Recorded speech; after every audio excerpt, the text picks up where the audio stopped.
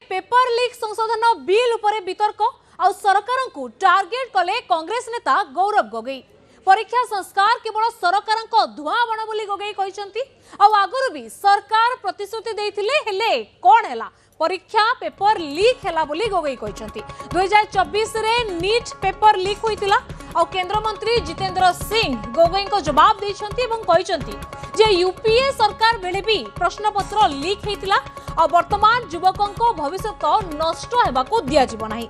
तो लोकसभा रे paper leak संशोधन बिल उपरे वितर्क होईछि। सरकार को टार्गेट करिसंती कांग्रेस नेता गौरव गोगोई। परीक्षा संस्कार केवल सरकार धुआं बण बोली कही गोगोई संसद में बर्षिचंती एवं कहिसंती जे आगुरी भी सरकार अनेक प्रतिश्रुति देथिले किंतु तथापि पेपर लीक माळमाळ परीक्षार पेपर लीक होउछि तेणु सरकारଙ୍କର ये कथा केवल धुआं बण। कानून उस समय भी विफल था और ये कानून जिस मंशा से आज ला रही है आज भी ये विफल होगा। ये कानून आपकी विफलता का स्मारक है, क्योंकि ऐसे कानून 2024 के में लाने के पश्चात भी 2026 में तो लीक हुआ ना सर। अगर कानून इतना ही सशक्त था तो आज 2 साल बाद ही इतना बड़ा व्यापक लीक कैसे हुआ। और अफसोस की बात है सर, उस समय में भी शिक्षा मंत्री धर्मेंद्र प्रधान थे और जब 2024 का जब पेपर लीक का मामला जब पूरे देश भर में आया तो आपको पता है धर्मेंद्र प्रधान जी ने उस समय क्या कहा। उन्होंने कहा कहां हुआ पेपर लीक, नहीं हुआ पेपर लीक। और आज भी पहले 2.5 महीने तक तो उनका रवैया यही था। लेकिन आप इस बात से तो सहमत होंगे कि हालिया जो घटनाक्रम रहा है उसका संज्ञान लेते हुए प्रधानमंत्री स्वयं ने यह निर्णय लिया कि हमें इसी विधेयक को थोड़ा और मजबूत करने की आवश्यकता। So we learn from the experience of the 2024 act and the subsequent sequence of events like any responsible government should do. And therefore this amendment is being brought in to make the law more stringent and to ensure speedy justice. अफसरों का विस्तार होता है तो उसके साथ साथ उन अफसरों की निष्पक्षता भी सुनिश्चित करनी अनिवार्य है। ये अमेंडमेंट बिल 2026 का यही सुनिश्चित करता है। अध्यक्ष जी, इस सदन में पिछले 2 वर्षों से मैंने देखा है कि बहस तथ्यों पर होनी चाहिए, बहस नैरेटिव पे नहीं होनी चाहिए, बहस प्रमाणों पर होनी चाहिए, बहस पूर्वाग्रह पर नहीं होनी चाहिए। इसीलिए मैं ये जरूर कहना चाहूंगी आपके माध्यम से विपक्ष के साथियों को, सबसे पहली बात तो बेल सरकार नहीं इस देश का कोर्ट देता है और लोकतंत्र में judiciary is independent of the executive and the legislature. दूसरी बात मैं ये कहना चाहूंगी, कांग्रेस के साथी और विपक्ष के कुछ साथी एक नैरेटिव बिल्ड करने की कोशिश कर रहे हैं जैसे कि पेपर लीक की समस्या, एग्जाम कॉम्प्रोमाइजिंग की समस्या केवल और केवल 2014 के बाद पैदा हुई है।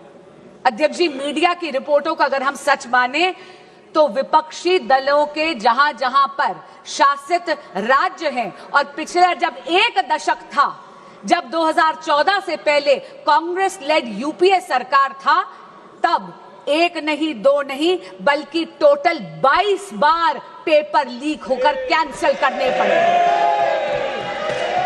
उनमें से कांग्रेस लेड यूपीए सरकार के अधिकार क्षेत्र में आने वाले 6 ऐसे एग्जामिनेशंस हैं जो सीधा केंद्र सरकार के नीचे आते थे। अध्यक्ष जी, AIIMS PG examination 2006, ICAI CPT examination 2007, CLAT 2009, railway recruitment board examination 2009, AIEEE 2011, SSC CGL examination 2013, ये सारी की सारी पेपर लीक तब थी जब विपक्षी दल सत्ता में था, यानी कांग्रेस लेड यूपीए गवर्नमेंट थी। अब मैं राज्यों के कुछ आंकड़े आपको देना चाहूंगी। राजस्थान में जब कांग्रेस की सरकार थी तो REET, RPSC, senior teacher recruitment police constable examination, recruitment, forest guard recruitment, CHMO recruitment exams leak हुए। टीएमसी की जब सरकार थी पश्चिम बंगाल में टीचर रिक्रूटमेंट स्कैम में सुप्रीम कोर्ट ने 27,753 अपॉइंटमेंट्स को कैंसिल करा गया क्योंकि उन्होंने उसमें फ्रॉड और मैनिपुलेशन पाया। यही नहीं, जब बीआरएस की सरकार थी तेलंगाना में तो टीएसपीएससी पेपर का लीक हुआ। उत्तर प्रदेश में जब सपा की सरकार थी तो police constable recruitment paper leak हुआ। तब तो सॉल्वर गैंग्स और ऑर्गेनाइज्ड एग्जाम फ्रॉड के गैंग्स वहां ऑपरेट करते थे। और हाल ही में पंजाब में, ये तो इसी साल की बात कर रही हूं, फार्मेसी ऑफिसर रिक्रूटमेंट एग्जामिनेशन में तो हाई टेक यानी ब्लूटूथ का इस्तेमाल कर उस पेपर को कॉम्प्रोमाइज करना गया। पर मैं पूछना चाहती हूं, इससे पहले कि विपक्ष मुझ पर यह इल्जाम लगाए that I am talking about whataboutery. This is not about whataboutery, but I am calling out the opposition on its selective outrage. मैं पूछना चाहती हूं विपक्ष से कि अगर ये सिद्धांत की लड़ाई है तो सिद्धांत सरकार देख के बदल कैसे जाता है। मैं पूछना चाहती हूं कि अभी खड़े होकर इन्होंने तत्कालीन केंद्रीय शिक्षा मंत्री की बात करी, क्या माननीय गौरव गोगोई जी ने अभी तक पंजाब के एजुकेशन मिनिस्टर का इस्तीफा मांगा है या नहीं? यही बात नहीं है अध्यक्ष जी, एक सिंगल प्रोफेशनल टेस्टिंग एजेंसी की मांग पिछले 30 साल से इस देश में पेंडिंग थी। 1986 की जो नेशनल पॉलिसी थी एजुकेशन की, उसका जब प्रोग्राम ऑफ एक्शन 1992 में आया तब ये मांग उभर कर आई। इसको आईआईटी डायरेक्टर्स कमेटी ने 2010 में रीइटरेट करा, इसे दोहराया, लेकिन ये मांग इसको अनदेखा कर दिया कांग्रेस पार्टी और यूपीए ने। क्यों?